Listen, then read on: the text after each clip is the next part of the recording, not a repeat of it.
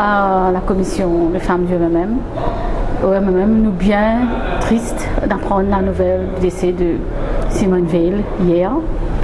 Et les mots passés pour décrire Simone Veil. Nous tous connaissons sa contribution qu'il a menée pour la lutte des femmes dans les années 70, pour la cause féminine.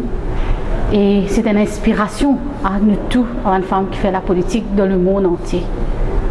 Moi, nous dire cette disparition d'une great lady. Et là, nous exprimons nos sympathies à la famille de Simone Veil et à toute la nation française, parce que comme nous connaissons, elle est ministre dans plusieurs gouvernements et elle est aussi la première femme présidente de l'Assemblée de l'Union européenne. Et là, comment nous dire, nous bien tristes, nous bien inspirés par cette dame-là, et c'est un hommage que nous visons rendre. Et à travers ça, tu communiques avec mon pédiatre là, nous avons une bonne pensée à elle. Merci. Simone Veil, il fait la révolution en France en 1974 avec la loi Veil. C'est la loi qui une femme envie de trouver dans Maurice, c'est l'IVG. Alors je pensais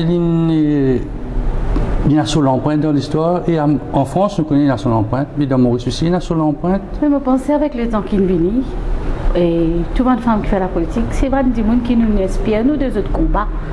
Et malheureusement, le combat féminin, moi, nous connaissons, nous mettons en guillemets, il est un peu difficile à Maurice, mais c'est mon livini, il peut venir.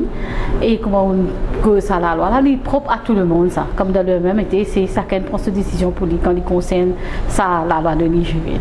Tu es dans l'île d'ailleurs, tu passes un semblant de la loi qui tu passé il y a 4-5 ans de cela dans l'Assemblée, concernant la termination de grossesse.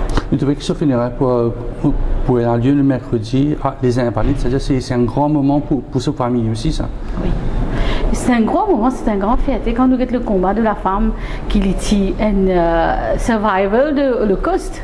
Et aujourd'hui, il est là et c'est sous la vie même, c'est une inspiration à tout le monde.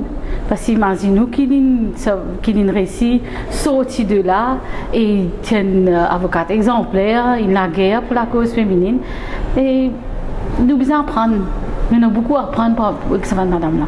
Nous trouvons aussi qu'il fait beaucoup pour l'Europe. Il est la première présidente de l'Union européenne.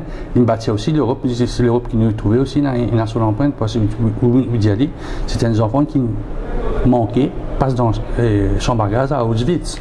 Eh bien, il est normal qu'avec toute l'expérience qu'il passait, sur l'expérience personnelle, il apporte beaucoup pour l'Europe. Et comme on peut dire, il y a très peu ce qu'il nous peut dire pour lui aujourd'hui. Ce combat, cette manière de penser, la façon qu'il amène les choses, et qu'il est la France, mais il est l'Europe, moi, je dis pour le monde entier. Nous pouvons dire, une grande personnalité comme ça.